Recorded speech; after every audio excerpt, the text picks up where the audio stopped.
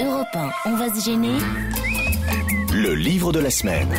Ville bigrement exotique, c'est le titre de ce livre signé Crad Kilodney, un livre très original, je crois, vous allez me le confirmer, vous qui l'avez lu autour de la table. Alors, on n'est que 3, je crois, autour de la table à l'avoir lu, puisque Christine Bravo n'est pas là aujourd'hui, mais elle me fait savoir, Christine a des petits soucis de santé, mais rien de grave, elle me fait savoir que, elle a trop abusé de Twitter, qu'elle a aimé ce livre. Vous aussi, Stevie? Eh ben écoutez, oui, j'ai passé un bon moment. C'est pas le livre du siècle, mais c'est drôle, politiquement incorrect, c'est vulgaire, c'est parfois xénophobe, mais c'est surtout très drôle.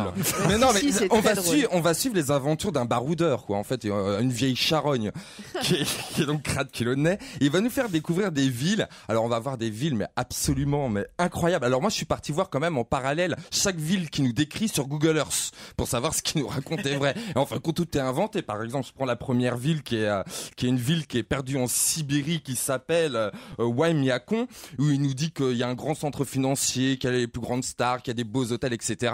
Moi, je vais sur Google Earth, 410 habitants en 2010. Enfin voilà, il nous fait rencontrer tous les endroits abominables de la planète. Il nous fait passer ces endroits pour des endroits féeriques, alors que c'est laborieux, il y a rien, c'est dangereux. Je prends par exemple en Afghanistan, il se retrouve dans le nord-ouest de l'Afghanistan, dans une ville Kunduz. Bon, il y a pas grand-chose. On y trouve la deuxième plus petite bibliothèque du monde. On y trouve un musée des amputés. Un musée des pourritures, je crois.